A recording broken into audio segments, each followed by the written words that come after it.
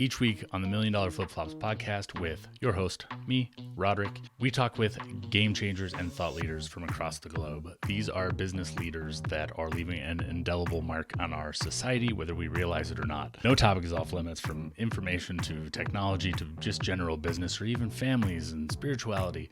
Nothing is left untouched. We're not here just to scratch the surface. We're here to actually dive into the business mind of other CEOs across the globe and just have a conversation. But you get a front row seat to that every week. So I hope you enjoyed today's episode. If there's anything you would like to hear on your end or anyone you would recommend as a guest, please don't hesitate to reach out. Let's get to the show. What's going on, gang? I was just a guest on a podcast and they asked a question which I hadn't thought about in years. I don't know where they dug it up, but it was about the time I had bagels at the Super Bowl with Drew Brees. And there are so many crazy things about that weekend that I haven't thought about in years. And when I really started applying it to business, you realize how many of those principles, and there's 2 or 3 of them, that I'm applying every day in this business as we grow it, and the foundation for that matter too. And we'll talk about all that today, but I just thought it would make a great episode. So here we are. A few years back, the Broncos were playing the Panthers in the Super Bowl, and at the time, I'm not a big football guy. I'm a baseball guy. Played baseball, coached baseball, all those things. I got really into the Panthers because I was living in Charlotte, could go to the games all the time, and I was volunteering for Cam Newton's foundation and went to Kicking It with Cam, the celebrity kickball game that they do. I was at the Cam Newton Gala. I was connected a lot to the Panthers. And at the time, I was living uptown in Charlotte, so I would see Cam Newton once a week walking home. And so I was just really connected to the Panthers. So they had an amazing season. I went to a bunch of the games and they made it to the Super Bowl. Awesome, right? Well, how the hell am I going to get Super Bowl tickets? That's like a next level thing. I don't have any connections really in the NFL, and we decided to just go ahead and fly out there. It was me and my buddy Bill at the time, and my friend Matt came too. He was out there DJing actually, and just see what happens. And we're on our way out, and I just put a post on, might even have been Snapchat at the time, but I put a post up that said, "Hey, I'm heading to the Super Bowl. I have no tickets. Does anybody know anybody?" And it's just you never know who knows who knows what. You have to ask the question. You can't be afraid to ask the question. And this came up last week. We were in Austin at the live event, and Grant, one of the attendees, said, a lot of his successes just come from not being afraid to ask for the sale, ask for what you need. Just ask for help from people. Most people are willing to help you. And so that's what I did. We were hopping on the plane. I put the post up, does anybody have any hookup for Super Bowl tickets? And by the time we landed, I had a line on 2 tickets. And I said, "Bro, I'm in, let me know how much." And it was $1,200. And this ended up being in the 8th row of the end zone. So those tickets on StubHub at the time were going for $5,000-$6,000 a piece. I had no idea if this was going to come through. I just said, "Yeah, we're in." Ultimately ended up having to meet his mom outside the stadium, just this crazy series of events, and have no idea if it's actually going to work out or not. And I'm not looking for any other tickets at that point. I'm just hoping that this is going to work. And ultimately we get the tickets. So Friday night, we're just out partying. We're hitting bars, we're doing whatever. And this is where it gets super crazy. Guy hands me his phone, and it's a Google sheet, and he says, "Put your name on this sheet. You're going to be on Good Morning America." And I'm like, "Okay, buddy. Yeah, whatever." But what's the worst thing that can happen? It's kind of like when, in this business, when you give a lead magnet or you sign up your email for something, and maybe it's crap, maybe it changes your life, but what's the worst thing that can happen? They have your email. Very similar situation. So I'm like, "Yeah, okay, done." So me and my buddy, we both put our names on this list, not expecting anything at all. Well, 1:30 in the morning, we're still out at the bar, and we get an email that says, "Show up at this address at 4 in the morning." And keeping in mind we're West Coast, right? So it was Good Morning America's shooting time on the East Coast.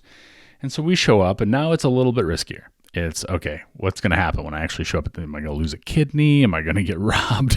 It was so unprofessional, I guess is the way to put it. It's not like there was a producer walking around. It was a dude with a spreadsheet. And we show up. Why not? Incredibly tired at this point. and we're outside of where they had everything you saw for the Super Bowl that year, kind of inside where everybody was filming and they had the fake field and all those things. That's what we were outside of. And we waited. Security ultimately took us in, and we had the time of our lives. We were backstage of Good Morning America and sitting there waiting to go on as Panthers fans. And I'm eating a bagel, or I'm putting cream cheese on a bagel, and I look over to my left, and it's Drew Brees. And I go, "Hey, Drew." He goes, "Hey, buddy." I go, "Can I get a picture?" "Sure." And I have that picture of me and Drew Brees eating bagels. And right after Drew Brees walks in J.J. Watt. So it's me and Drew and J.J. Watt, my buddy Bill, and a handful of strangers sitting there in the back room at Good Morning America eating bagels, all because I put my name on a spreadsheet. So go into the show. We're there with all the Denver Broncos cheerleaders. The whole thing is nuts. We're on air for 10 or 15 minutes, and I come out to my cell phone just, "Dude, are you on Good Morning America right now? Is that you?" And my friends who know me know that crazy stuff like that happens to me all the time. But why? Because what's the worst thing that's going to happen? I'm going to put my name on this spreadsheet. If nobody ever calls me, nobody ever calls me. It doesn't really matter. And these opportunities come up, right? And it's that whole principle of putting yourself in the place to have opportunities like that.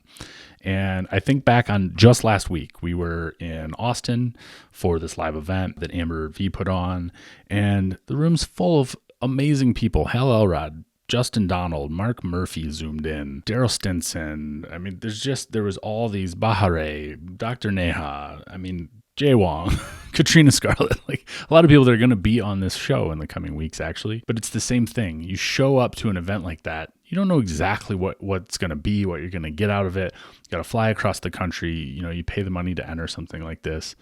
And it was unbelievable. And we put our needs up on the board on these giant Post-its, which was a great idea. And mine was more podcast guests, and 20 people, there's only 30 people in the room. It was intentionally small, but 20 people signed up to be on this show. And these were pretty high profile people.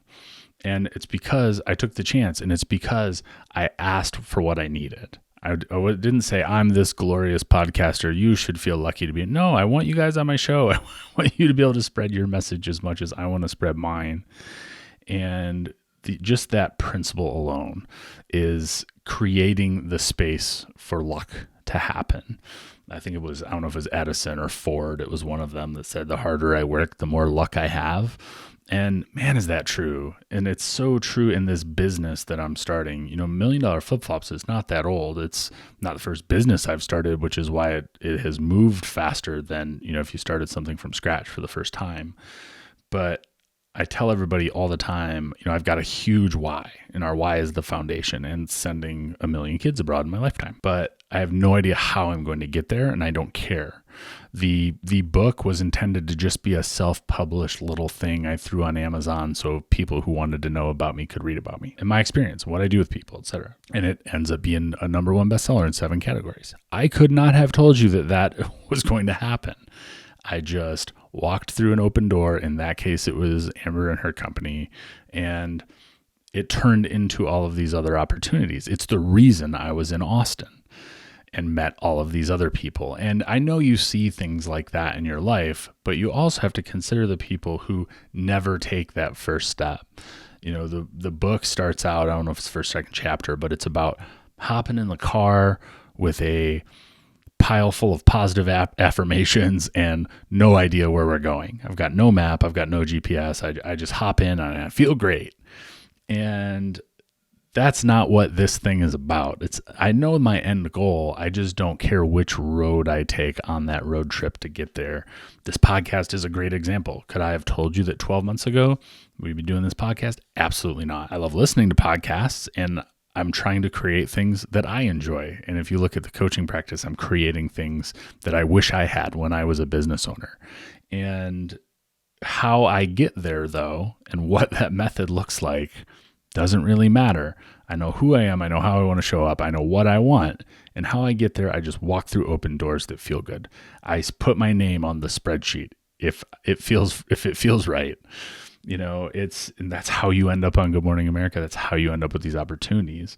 And I think the second part of that is the analogy I've heard before is if you're single and your closet is full, if you make room in your closet for someone to come in your life, right? You remove half of the clothes from the closet. Magically, the universe responds by giving you a person, where if everything's full and you're shut down and you physically and mentally don't have the space for that thing to come in, it won't. The world only gives you what you can handle. And I think creating the space for these opportunities is what I'm getting at, is how I run this business. It's how we build the foundation. It is having no expectation, just knowing where I want to go, how I want to get there isn't up to me. So how can you apply that in your life? How can you take your situation and just start to walk through open doors that feel good? That's what this episode's about. Maybe you end up on Good Morning America. Maybe you end up hanging out with Drew Brees and the Broncos cheerleaders. You literally never know where that first step is going to lead to 10, 11, 12 steps down the road. So that's it for today. I hope you enjoyed this episode. If you did, I know the guy's going to come in and tell you to subscribe, but if you could subscribe and tell a friend, it would mean the world to me. So until next time, we'll see you.